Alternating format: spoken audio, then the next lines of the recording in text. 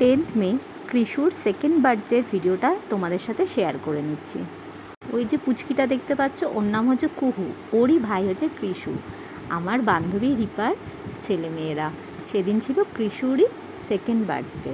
তার জন্য আমরা সময় মতো, ওদের সময় ছিল সন্ধ্যে 7:30টায় টেবিল বুক করা ছিল, সেই সময় মতনই আমরা পৌঁছে গেছিলাম সোদপুর বারবিকিউ নেশনে বার্থডে সেলিব্রেট করার জন্য।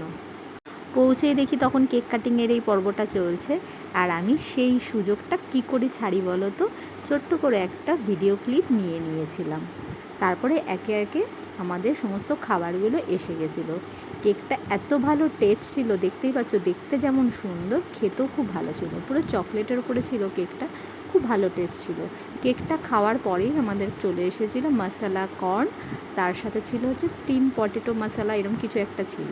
আর তারপরে একে একে সমস্ত কাবাবগুলো আমরা খাবো, এত ভালো টেস্ট ছিল।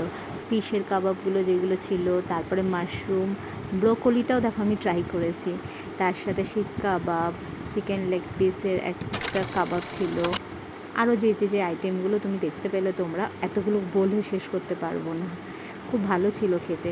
আর তার মধ্যে দেখেছো, এই দেখো, এরা হচ্ছে টুইন্স, এটা হচ্ছে আমার আরেক ফ্রেন্ডের টুইন্স। ওরা একটু লেটে এসে পৌঁছেছিল, তাই কেক কাটিং পর্বটা দেখতে পারেনি, কিন্তু সোজাসুজি দেরি করে লাভ নেই, ওখানে ছোট্ট দুটো পেস্ট্রি ওদের তো খুবই পছন্দের, সরাসরি নিয়ে বসে পড়েছিল। আর জানো তো কী হয়েছে সেদিনকে, এই বান্ধবীদের পেয়েছে, এইসব দেখার পরে না অনেক ভিডিও আমি ক্লিপ নিতেই ভুলে গেছি।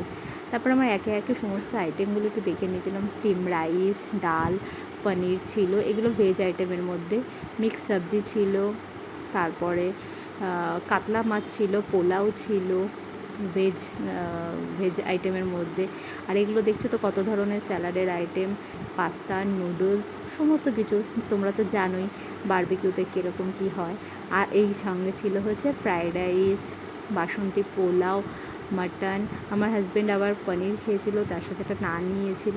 আর এই দেখো কতগুলো আইসক্রিম, সব পুচকিটা সব সাজিয়ে নিয়ে এসেছিলো খাওয়ার জন্য। আর এই দেখো ডেজার্টে কত ধরনের পেস্ট্রি, মিহিদানার মিষ্টি, বিভিন্ন ফ্রুটস, ফিরনি, কাস্টার্ড, ফ্রুট কাস্টার্ড। আমরা সব তো খেতে পারিনি, আর খাওয়া তো যায়ও না এত কম সময়ের মধ্যে। আর তার আগে ওই কাবাব খেয়ে আমাদের পেটটা ভরে গেছিলো। একে করে একটু করে আমি সব কিছুই নিয়ে নিয়েছিলাম ট্রাই করার জন্য। আর তো তোমরা দেখে অবশ্যই জানিও যে কেকটা দেখতে কেমন লেগেছে তোমাদের, আর এই ফটোগুলো তোমাদের কেমন লাগছে, আর কিউটি পাইটাকে কতটা কিউট লাগছে বলো তো। লাস্টে তোমাদের একটু ডেকোরেশনটাও দেখিয়ে দেবো। টাটা।